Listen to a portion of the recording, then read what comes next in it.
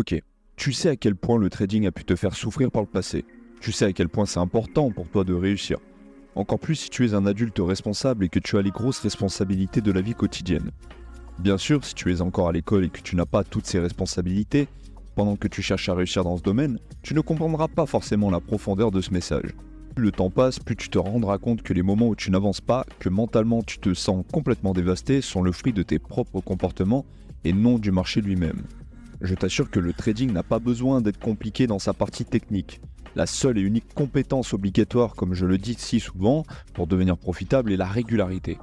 Le problème, c'est que tu cherches consciemment ou inconsciemment le plaisir à travers des trades gagnants. Malheureusement, ou heureusement pour d'autres, il n'y a pas de part de lumière sans ombre, et très souvent, les gens veulent la lumière sans accepter la part d'ombre. Quand ils tombent dedans, ils se sentent mal, et cela peut altérer complètement les chances de réussite. Voilà pourquoi le travail sur soi est plus important que tout dans ce domaine.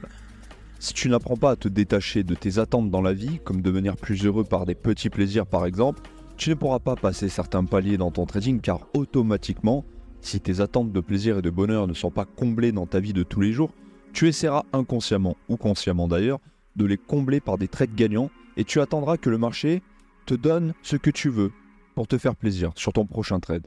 Malheureusement, nous ne pouvons pas savoir le résultat de notre prochain trade et d'ailleurs, nous n'avons pas besoin vraiment de le savoir pour être profitable.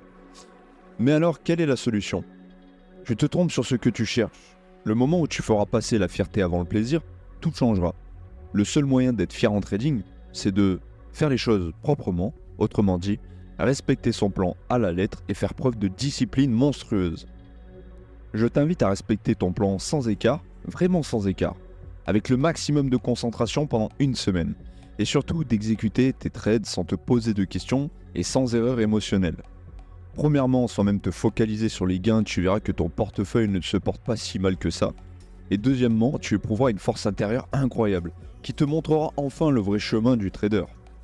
Cela paraît être une philosophie avancée ou une formule magique alors qu'en réalité, mettre la fierté en priorité dans tous les aspects de notre vie nous apporte le vrai sentiment de satisfaction qui perdure dans le temps. Pour prendre un exemple, il y a 5 ans, je me suis préparé durant 5 mois, complets, pour une compétition de culturisme. Et pendant ces 5 mois, je ne devais pas manger les quantités que je voulais, les choses que je voulais. Tu dois te dire que c'est triste, mais tu sais quoi ? J'étais tellement dans un sentiment de fierté et de lâcher prise que même si j'étais fatigué, même si j'avais extrêmement faim, on avait beau me proposer du chocolat, de la malbouffe, je disais toujours non, car je savais que j'atteindrais mon objectif. Et surtout, je voyais mon corps progresser de jour en jour. Et ça vaut tous les plaisirs du monde. Très souvent dans le trading ou dans la vie, les gens auto-sabotent leur réussite, en auto-sabotant leur mental. Comment font-ils cela ? Tout simplement en cédant au plaisir instantané plutôt que de contrôler leurs pulsions et rechercher la fierté.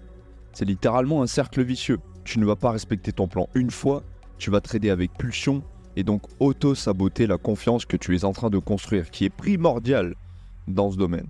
Dans le cas où tout se passe bien, malgré que tu es en manque de contrôle et tu respectes pas ton plan, par exemple tu enchaînes des trades gagnants tout de même, la confiance qui va émerger de ça, la confiance qui va se développer sera factice. Ça sera une illusion. Et elle finira par se briser bien assez vite, et te mettre plus bactère d'ailleurs. Pour te faire accompagner avec ces valeurs que je te transmets quotidiennement, je t'invite à postuler dans l'école directement dans la bio. Et si le podcast t'a aidé, like, partage et abonne-toi. Je te dis à très bientôt.